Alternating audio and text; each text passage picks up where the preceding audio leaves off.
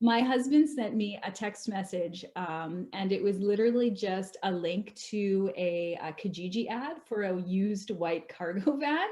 And he's the the thinker and the planner in the relationship, and I'm just the willing accomplice. And so we had been watching like YouTube videos where people had been trying out van life, but like it was always like, oh, that's kind of cool. And then when I got this link via text message for a used cargo van, I was like, oh, this is like escalated from fun YouTube watching to like potential projects.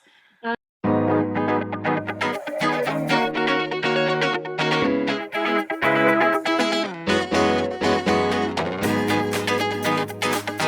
there, good people. Welcome to season 2 of Outside the Classroom. I feel good just the fact that I said I was going to do a second season and I'm doing it. So, yay, +1 for commitment for me. And maybe there'll be even more seasons. But let's just focus on this one. So we have 10 episodes coming up, and today's episode 1 is with Miss Tara McLauchlan from Winnipeg, Manitoba, who has been a longtime colleague and friend of mine, super creative, instructional coach, consultant, remote teacher, a high school English teacher. She's got a lot of credentials, which she'll share, but um, she's also incredibly creative. And her husband embarked on an adventure last year that I followed, and I follow her on Instagram, and I was fascinated by it and knew that this season would include a conversation with her and her husband and their journey from going from 0 to, if you might say, 100 in the RV van conversion world, which has become super popular in the last couple of years. And so here is my conversation with Tara McLauchlan. Just give us a little background, Tara, of you as an educator, first of all. So, what's your education story? Okay. So I was and I am a high school English language arts teacher. And I was in the classroom for probably about, I want to say like 15-ish years when an opportunity came up to work in our professional staff development center as a coordinator. And I was originally hired into that position because I had been doing some things with technology in my classroom. And that's how you and I I came connected through like Darren Pierpatwa and Andy McKeel and Joan Badger, now McCutcheon. And so that's how I kind of got into that position. But then the division's like, hey, you've got a literacy background. We should probably take advantage of that. So over the years, my job has kind of morphed out of technology and more into literacy with some forays into deep learning. And then moved from being a coordinator to a literacy coach. And then last year, the pandemic hit, and the division was responsible for providing remote learning to students who'd been medically advised to learn from home. And I'm sort of the frame of mind that it's better that you volunteer for the job that you want than get assigned that a job that you don't want. And so I'm like, yeah, I'll teach remote learning. Like, that sounds like fun. I've never taught grade 8 before, but how much different is grade 8 from grade 9? Like, really?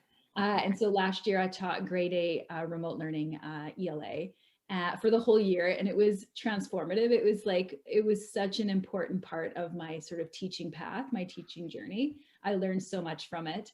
And then in the meantime was also still kind of doing some literacy coaching stuff connected to our provincial remote learning school. They had kind of finally gotten up and running in the second Right. half of the school year. So that's kind of like what I've been doing, but the path moves and turns in different directions depending on all sorts of things in life that kind of nudge you down that road. And I guess my husband just got tired of being the only person at the table who wasn't a teacher.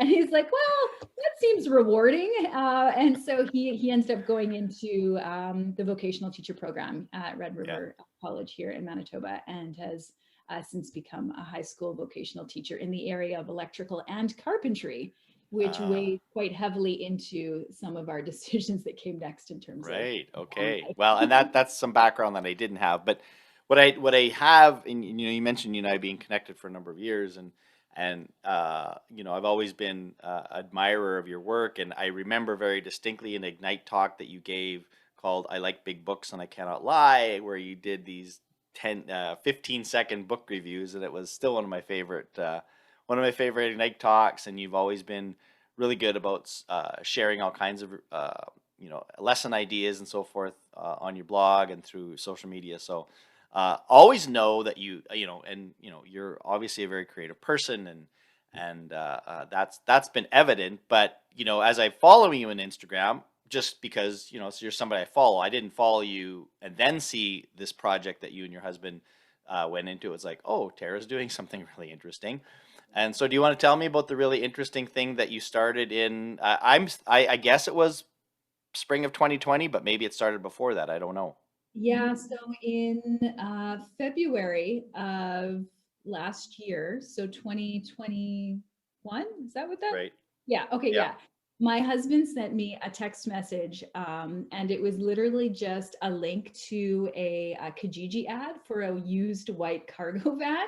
And he's the thinker and the planner in the relationship, and I'm just the willing accomplice. And so we had been watching like YouTube videos where people had been trying out van life, but like it was always like, oh, that's kind of cool. And then when I got this link via text message for a used cargo van, I was like, oh, this is like escalated from fun YouTube watching to like potential projects.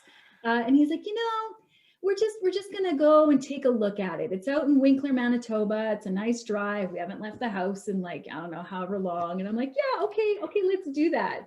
And at that point, things just escalated quickly. So within a week, we were the proud owners of a used cargo van, a Ram ProMaster with 240,000 kilometers on it. But it was a diesel, so I'm told that Yeah.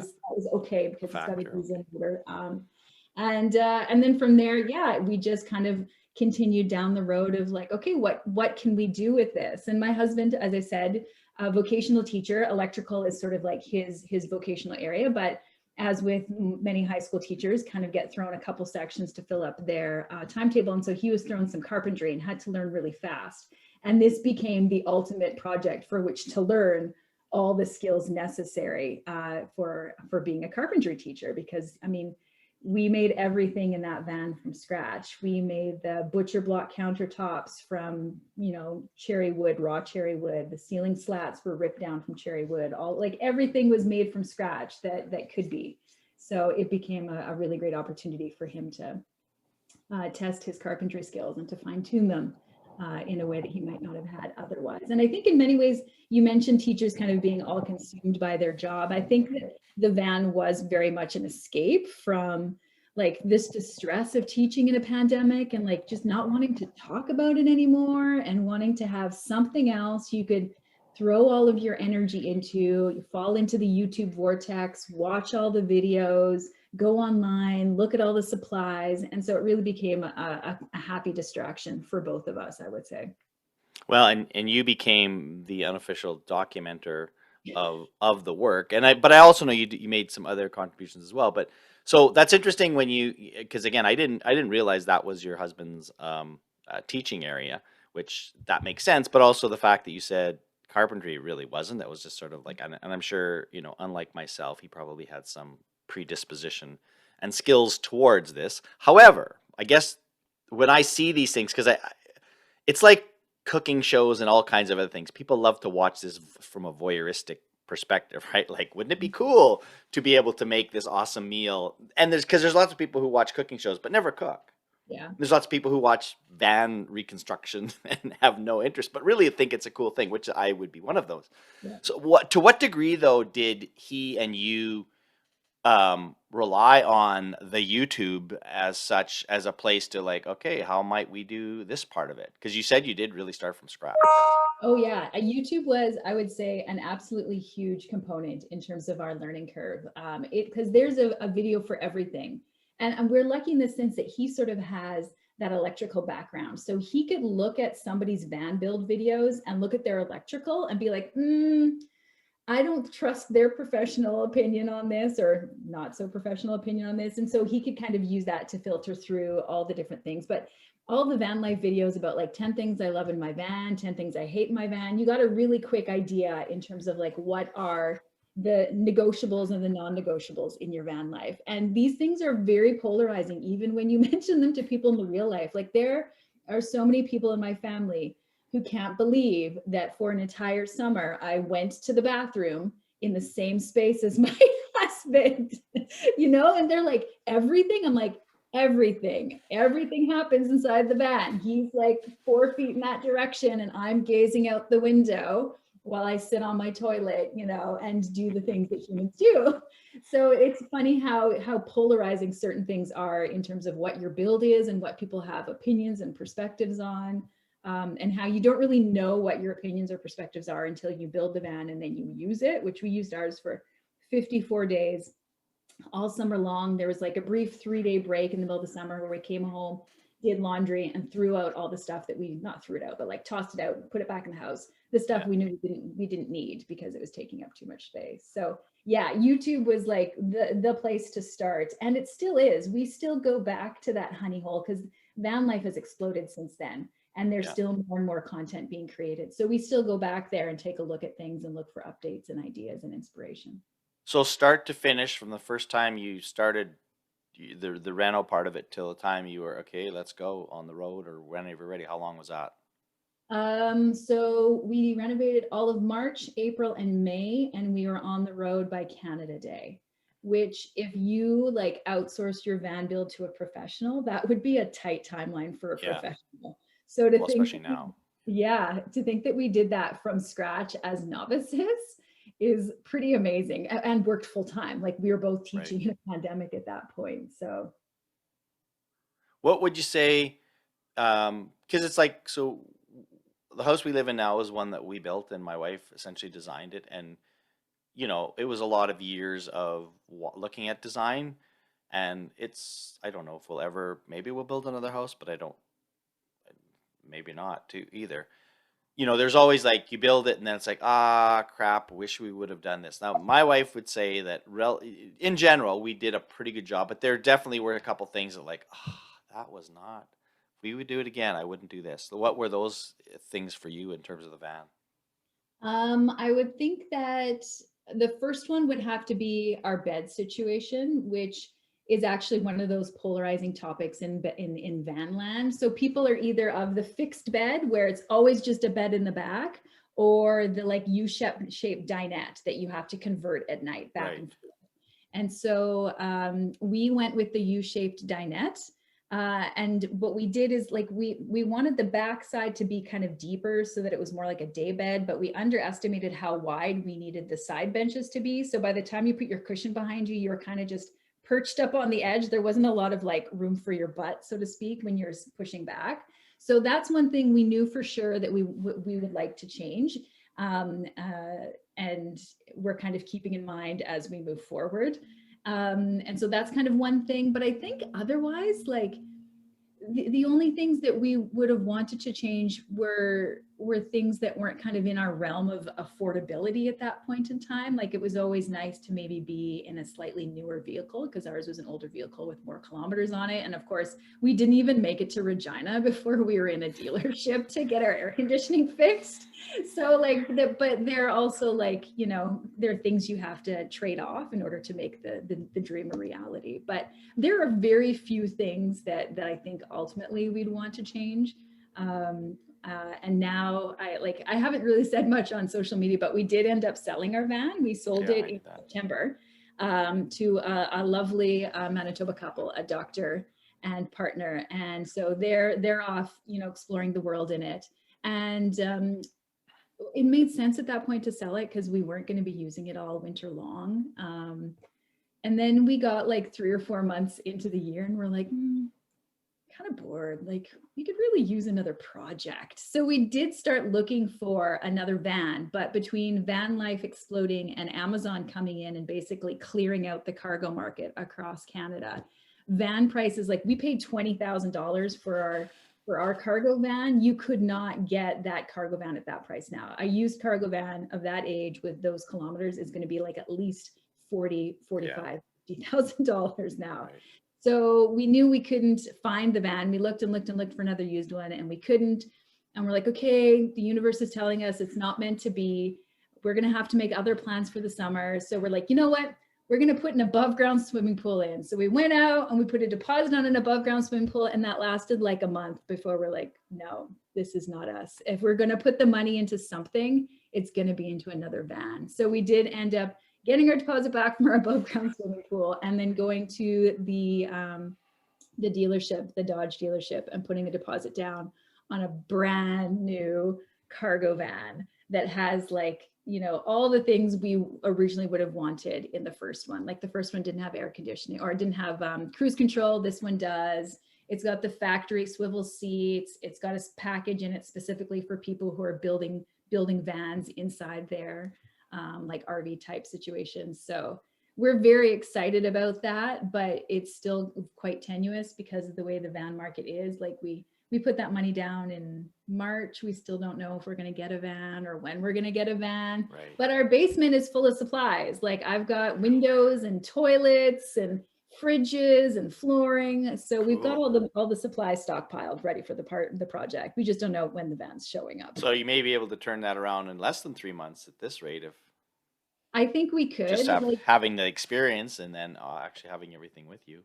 I think in my husband's dream world, the van would miraculously arrive for him to tinker on in July, and then we'd be able to go out in August. But part of me doesn't want to rush the project either. And I don't think it's going to happen. Like, I don't think we're going to see that van until like September at the earliest, but I don't want to rush the project either. Like part of the fun was marinating in it and doing the updates, doing your work and sitting back and looking at it. And well, that was the sense I got just from watching your posts is like, obviously, we're kind of having a blast actually building the thing. And I mean, I know there would be a lot of people, just like people that flip houses, right? That like, yeah, like, you know, I'm not saying that's what you're going to do, but you could see someone just saying, yeah, I just like doing this and then I'll sell it because it's just fun to see what other I can build. I watch my 4-year-old daughter, a granddaughter, you know, set up her little house and things like that. Like her fun is in the setting up. It's not actually playing with it. Like it's just the getting it. The setting it up is the fun part, right? So I saw that. Now the difference is, you guys did do this 54-day road trip where, if I get this right, you started and you went all the way to the West Coast,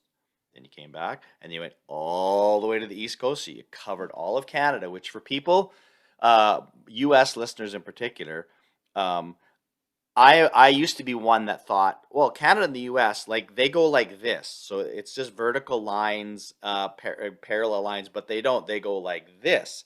So east to west in Canada is significantly more than what people think of a New York to LA 5-hour flight. If there was such a thing as a St. John's to Victoria flight, that would be like a 9-hour flight.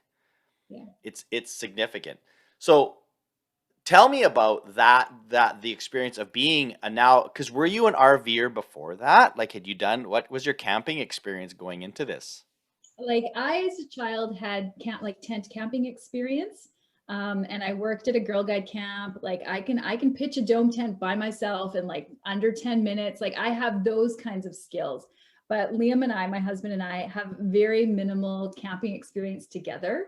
We'd always thought that maybe for retirement, we would like to get an RV and do like a lot of the, you know, North American kind of touring across Canada, then go down to the States, and then maybe go down to like Mexico and do like the Baja Peninsula kind of thing.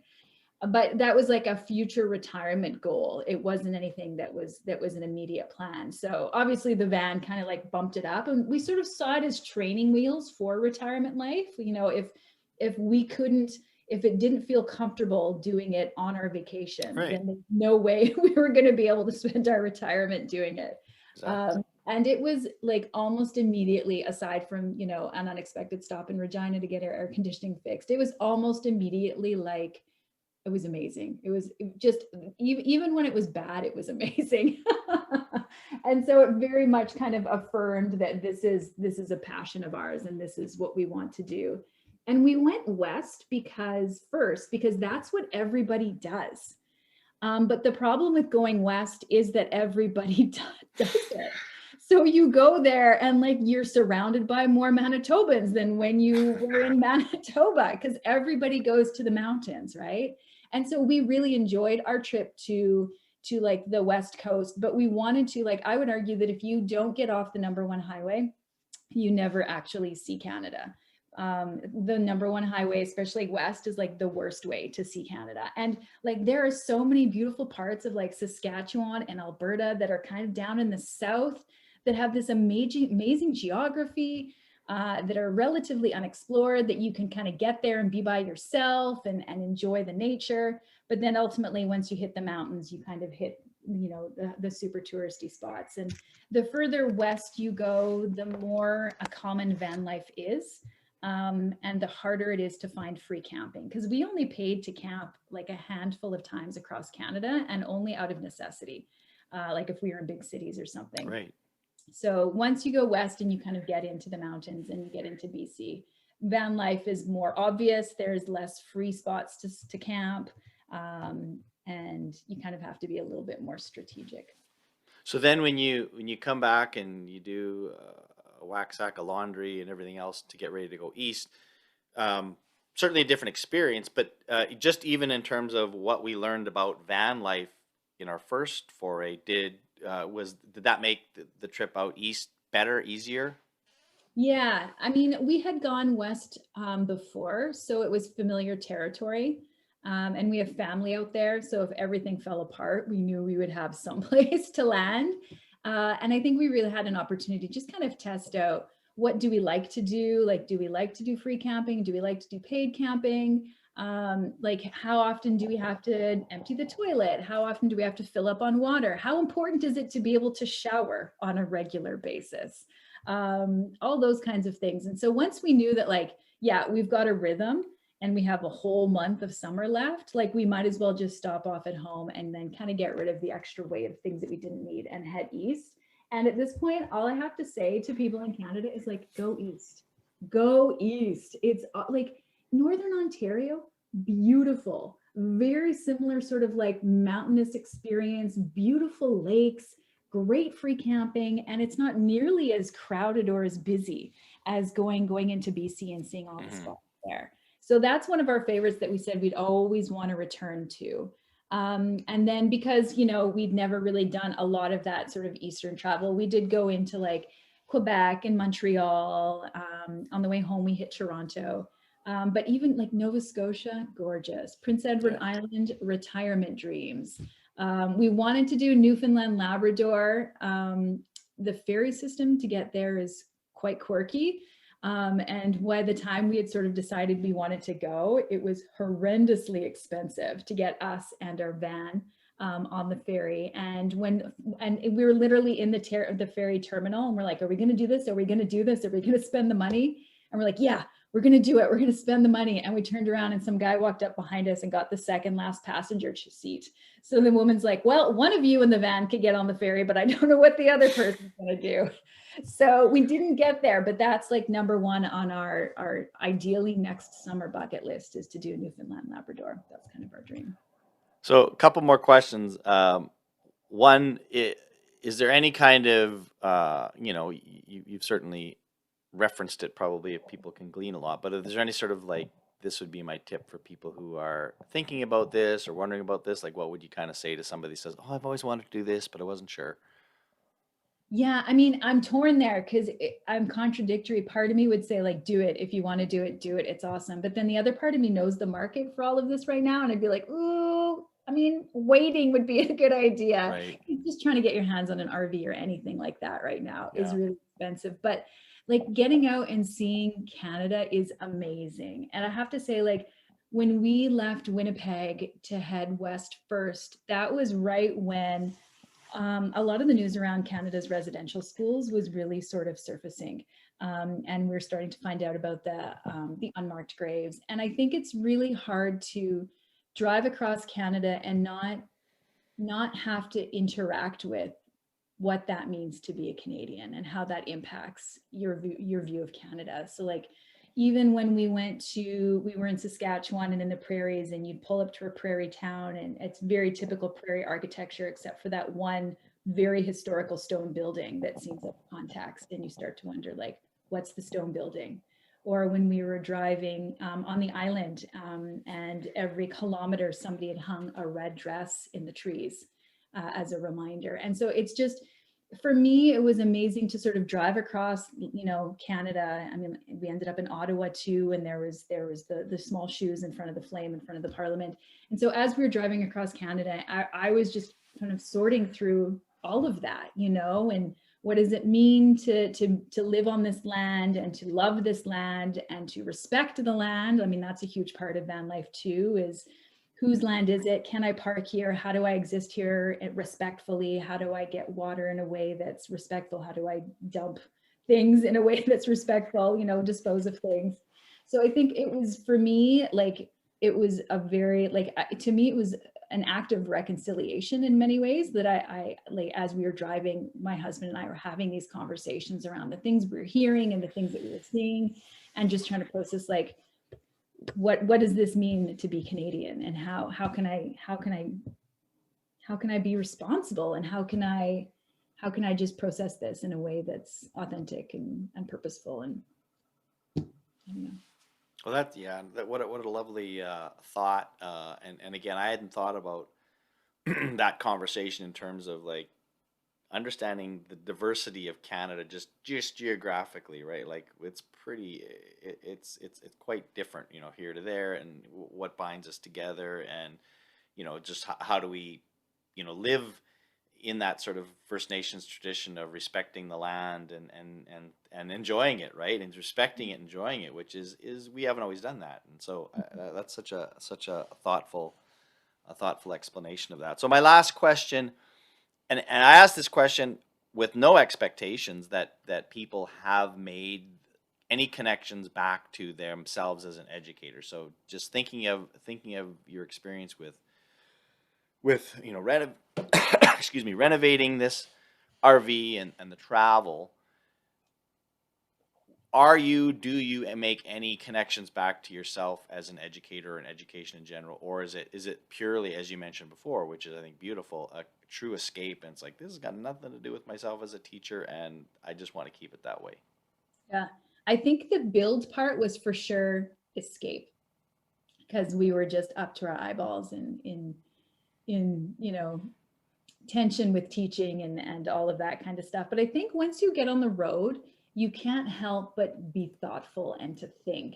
And so my other passion, of course, is reading and literacy, and young adult fiction, and middle grades fiction, and the importance of diverse voices and representation in the books that we use in our classrooms and in our libraries. And so what ended up happening, and I've kind of given the presentation a couple times, is a conversation around like a reading road trip. So as I was driving across Canada and sort of considering all these things that had to do with reconciliation, there was also connections to a lot of the books that I happened to be picking up. And so I have, a presentation that I've given, like I said, a couple times now, that sort of talks about when I was here, and this is what I was thinking about. This is what I was learning from the land. This is what I was learning from the book. And here's how these two things kind of connected in my understanding of things. So for me, it was very, like, I don't know, you can't take the teacher out of my brain. She lives there. She wants to be making all those connections. And I don't think in the moment I was doing that. But then when I came back and I had all these like really interesting tie betweens, it just ended up funneling into sort of, Well, and I mean, we try to make the experience of school not something detached from real life. It is real life, and so when you're doing things in real life, and it obviously is natural.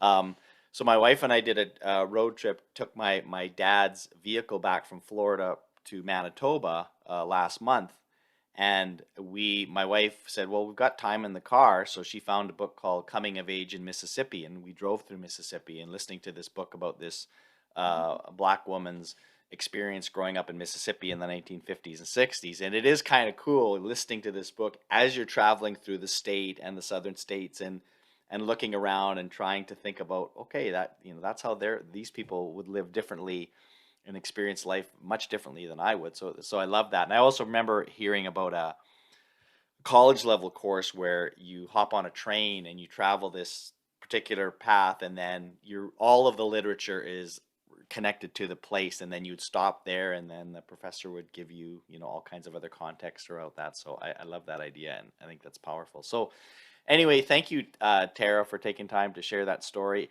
And you can, if you could send me some of the links to some of your stories and photos, I think just that way we can share them, and people can see up close and personal kind of what you went through. And I'll be watching, because as soon as that van arrives, I want you to make sure you keep documenting and sharing that story of this new build and the new adventures that you and Liam take. Yeah, thank you. Yeah, it's been great. It's something I'm super excited to talk about and to share. It's funny because in the past, like you see, like there's these amazing events like the Pechakuchas or whatever, and people get up and they share their stories. And I'm like, I don't really have anything that like I'm sort of a boring person. And now that I've done this, I'm like, I have a thing that people are interested in. It's just added. You're not boring at all. It just adds to more cool stuff from Tara. So thanks so much, and have a great rest of the school year and a good summer. Thanks, appreciate it. All right. See you.